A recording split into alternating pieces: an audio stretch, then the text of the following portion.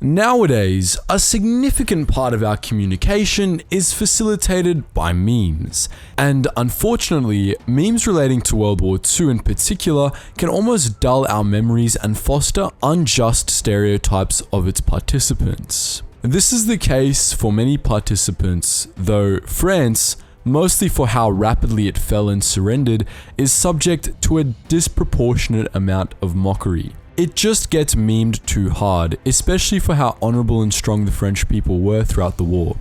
In this video, we're going to discuss French strength, resilience, and resistance in World War II, with the aim of scattering the memes, yet encircling the country and reinforcing the battle to keep French sacrifice alive in our memories.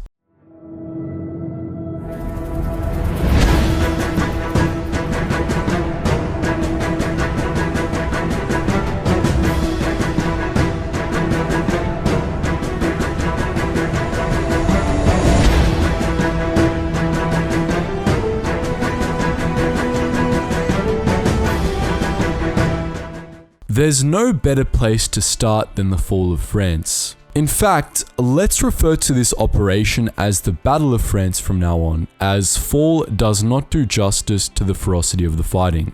This less than a month surrender is the bread and butter of French World War II memes, though people tend to focus on the capitulation rather than the ferocity of the fighting. The French did not throw down their guns at the first sight of a swastika, and the sheer number of French soldiers mobilized to contest the German and Italian advances speak for this, though not as much as the casualties the French sustained. In total, some 3.45 million Allied personnel fought in the Battle of France, and to this number, the French attributed the bulk, mobilizing 3 army groups. During the battle, approximately between 50,000 and 85,000 French soldiers were killed, approximately between 120,000 and 160,000 were wounded, and around 12,000 went missing. In the words of French historian and author Dominique Lomier, it was genuine combat. Lesser operations and the stories of the soldiers offer more intimate evidence. A great example of the former is the Dunkirk evacuation, in which French soldiers held off the advancing Wehrmacht and allowed many of their own and many British soldiers to evacuate. To put it in perspective, some 16,000 French soldiers perished in the evacuation, while only around 1,000 British were killed. This was an immense and honorable sacrifice, even if it was part of an Allied withdrawal. A great example of the latter is that of Marc Léopold Benjamin Bluch, a French historian and First World War veteran with a Jewish heritage who volunteered for the Second World War at the ripe age of 53. After being evacuated to Britain in the Battle of Dunkirk, he returned to France where his family was that very same day. Circumstances later prompted Bluch to join the French resistance, under which he fought for about a year and a half before being arrested and executed by the Gestapo. Bluch was not a man to run from a fight nor surrender. While he was being detained by the Gestapo, he was tortured, though he never claimed to have given up any information to his interrogators, and he even kept up the morale of his fellow inmates by giving them French history lessons. Dominique Lomier, the historian that we mentioned before, also said, "People have forgotten that in many places, the French fought hard and bravely and put the Germans in real difficulty." And German General Heinz Guderian said, "Despite the major tactical errors of the Allied command, the soldiers put up an obstinate resistance with the spirit of sacrifice worthy of the Bellu." The suffering, of course, did not end with French capitulation in June 1940. German occupation of France, both before and after they occupied Zone Libre, was not fun, though that the French people endured and resisted speaks for their strength and resilience, and is, again, an Allied contribution often excluded from the French World War II stereotype, meme, or otherwise. Before we discuss just how the French endured and resisted occupation, as well as how they contributed to the Allied cause outside of occupied France, it's important to have a feel for what life was like in occupied France. The Nazis physically occupied the country, uprooting the French resistance and generally enforcing Nazi order. Propaganda was a tool for the latter, and Nazi propagandists took control of French press and monitored and censored all publications, radio, cinema, plays, and shows, while also subjecting the people to pro-Nazi public advertisements and speeches. Nazi iconography draped everything. Disagreeable books were burnt, and other works of art were stolen and taken to Germany. Curfews were implemented and people disappeared or were outright arrested or killed, sometimes in mass. The French people suffered food shortages and, as a result, malnutrition and starvation. Transport and fuel were limited,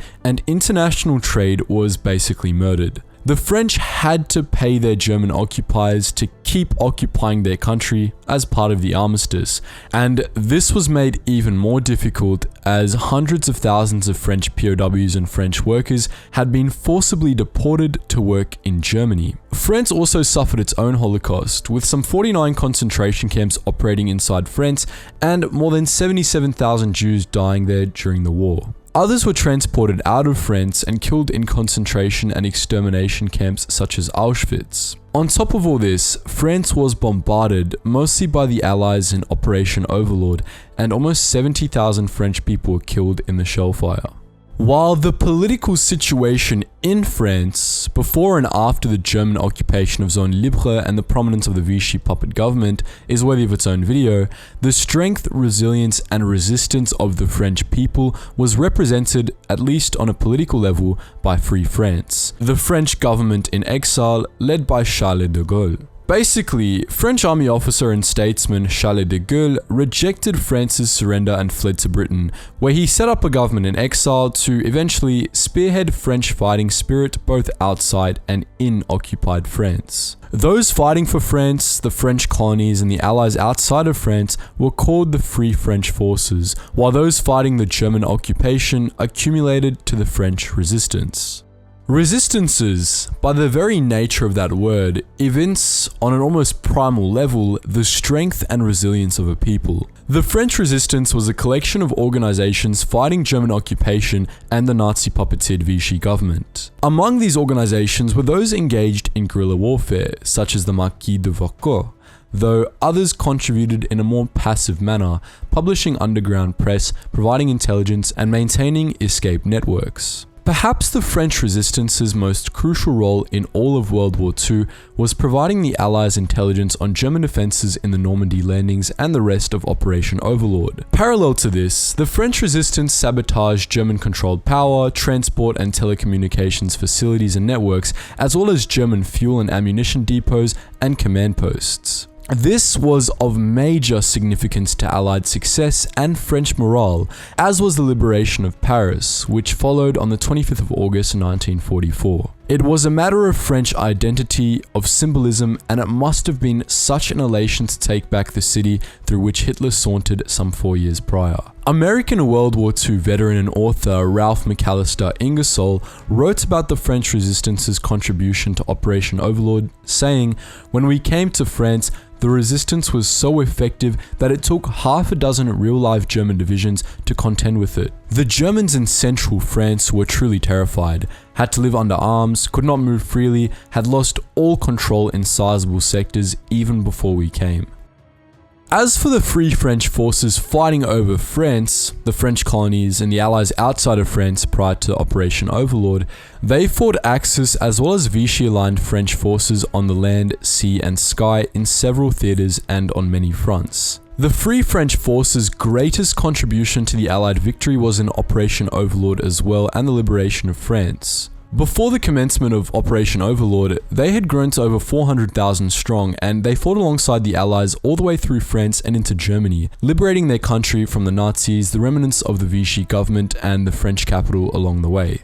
This was achieved in concert with, of course, the French resistance. Free France leader Charles de Gaulle led parades through a liberated Paris on the 25th of August 1944, and once more, the elation must have been unreal, especially during those parades. Charles de Gaulle gave a monumental speech just before the parades, saying, "Paris outraged, Paris broken, Paris martyred, but Paris liberated. Liberated by itself, liberated by its people, with the help of all of France, of the France that fights." It's not how we fall, it's how we get back up. The French defeat in the Battle of France will remain one of the most shocking in human history.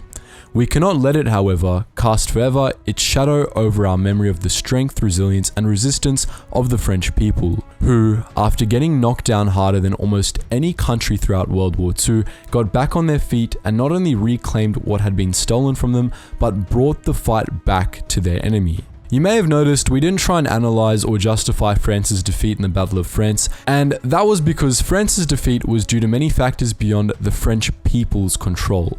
The people, after all, are what make a country, and the French are an honorable people, deserving of respect and not just shallow memes, even if some of them are just a little funny. So guys, that's it from us on the French in World War II.